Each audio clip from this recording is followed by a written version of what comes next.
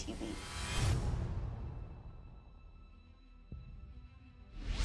Hi, welcome to the Council of Coaches at Clean Money TV. My name is Dr. Carol.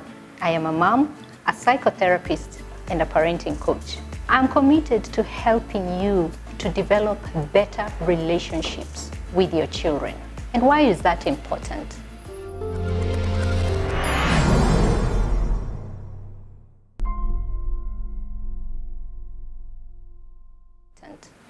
You see, when your relationship with your child is working, it is healthy, and it's thriving, really that's the key ingredient to effective parenting. That's what will entrench your child in places where they're going to feel secure, they're going to feel safe, and they will thrive, not just for today, but even when they leave your nest. So one of the things I do is just help parents start figuring out that whole relationship space with their children, and even figure out how they can have a healthy relationship, but also maintain their authority and influence. And I know many parents have told me, I can't be a friend to my child. I'm the parent. We hear that a lot. And I know where that's coming from. Many of us grew in spaces where being a friend was completely on one extreme to what parenting was all about. And so we've carried that into our spaces right now as parents. And it's a very confusing space. And I'll tell you why it's confusing. It's because naturally we want to have a friendship with the people that we are close to. So if you're trying to get away from it, it becomes a space of confusion for you. So I meet many parents who say, I cannot be a friend to my child. I have to be a parent. And I understand that. You see, many parents fear that if they allow friendship with their children, then they are going to lose out on their authority and on their influence. But think about it. What are the qualities of a friendship? I have a few close friends. And for me, what I experience with the friends that I have is that I can go to them, I can be open with them when I have concerns. When I talk to them, then, I know that they will not judge me. I know that they can be there for me, and vice versa. I am there for them. They can come to me. Even though we have a friendship which is warm, but we also have boundaries. So when you look at those qualities of a friendship, and those the qualities that you would also want to enjoy with your children. Because your children, being social beings just as you are, have a need to feel connected and to enjoy and experience those qualities of a good friendship. So I'm going to share a few tips on how you can develop a healthy relationship with your child and still maintain your influence and authority. And I'm going to warn you that these are not quick, easy tips that you can just grab on and run with. Because we're talking about relationships, it really focuses on you and you being able to be more self-aware and you being able to be willing to do a lot more work on yourself. So number one, focus on your inner wellness. I like to give this quote when I'm talking about parental self-consciousness, that unless you are fulfilled, you will use your children to complete you. You will teach your children to live with your fears, to live with your anxieties, to live with your concerns, to live with your emptiness, all the while unaware that you're doing so. And that is the tragedy, that we are teaching our children to live with our spaces of incompleteness, and we are not even aware that we are doing that. So the question is, in what ways are you using your child to complete you, or your children to complete you? In what ways are they filling up spaces that are not really theirs to fill? So focus on your own inner wellness. If you have things that you feel you need to deal with, if you have carried issues from your past, maybe from how you were parented, if you're having struggles in dealing with your present circumstances, take a step back and focus on your inner wellness first.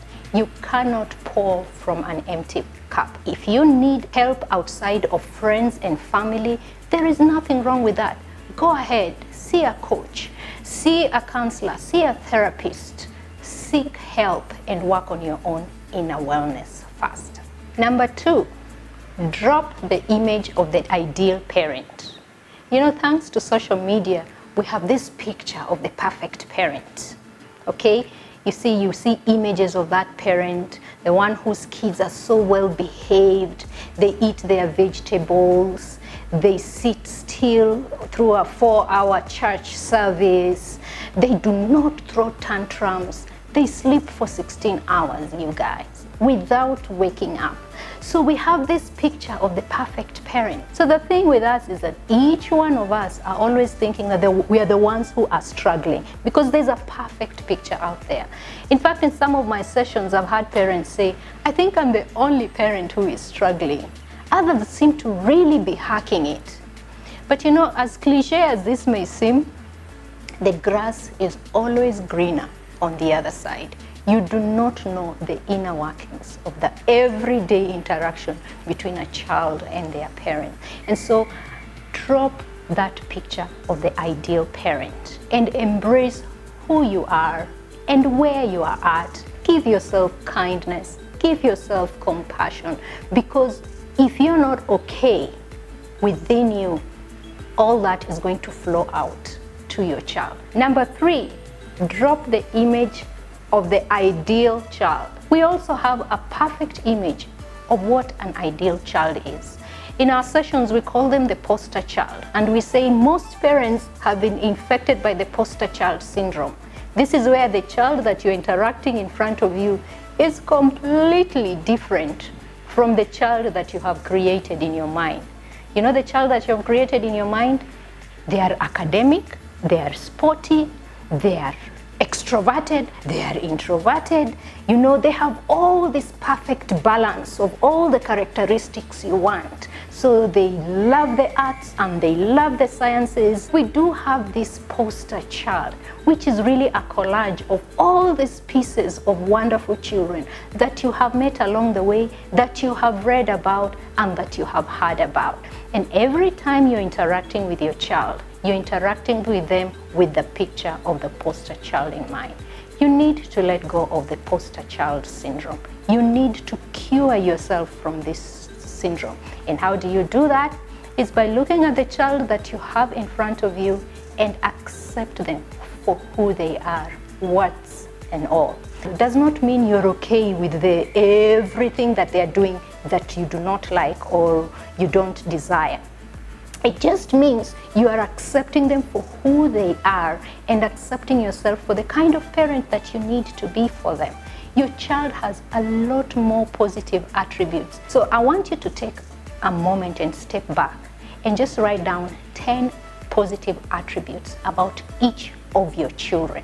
Your job is to provide the right environment to nurture the potential that they have, to nurture the positive attributes they have, and also to redirect them away from the things that may be harmful for them in the future.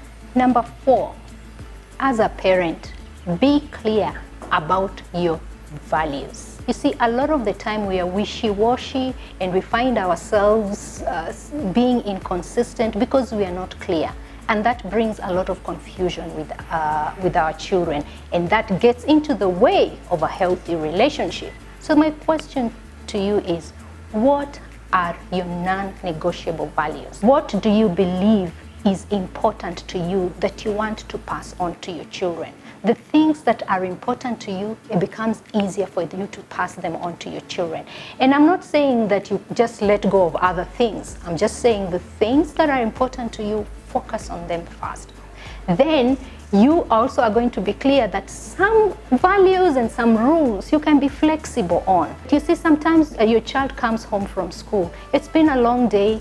Maybe they had a soccer tournament, or maybe they came back from a trip, and you have this very specific schedule that you like to follow every evening. On that day when they are tired, or maybe they even lost in the soccer tournament, just let them be. They don't even need to shower. I mean, what will happen if you let go of a few of those non-negotiable values? And as you're discussing your non-negotiable values and passing them on to your children, the older children, it's important to also let them in on the why. For example, if you say there are no screens to be used during the week, we can only do screen time over the weekend. A 10-year-old or a 14-year-old will look you in the eye and say, tell me why, you know. So give them factual information when it comes to your non-negotiable values. Give them information about what it means for the brain. What I've realized is that the older children get, they really connect with factual information. And when you do that, then you're able to entrench and give your rules in a way that they can accept and they can consume, and they'll even be happy to follow. And finally, breathe in, pause, and breathe out. It's never too late to begin doing what it is that you need to do. A lot of us are so uptight. We're looking at the time, we think we have very little time left, and therefore you want to cram in all the lessons that you need to cram. And that really gets into the way of a healthy relationship. In fact, I always tell parents, when you are really stuck and you do not know what to do about an issue with your child, choose relationship over consequence. There'll always be time for a consequence. There'll always be time for discipline. But in that moment, choose the relationship. Choose to do what it is that will entrench the relationship that you're building with this child. It's never too late to become a better parent, and as a parent, you have many opportunities to repair the things that you feel like you have messed up. So breathe in, take a pause, and breathe out. Happy parenting.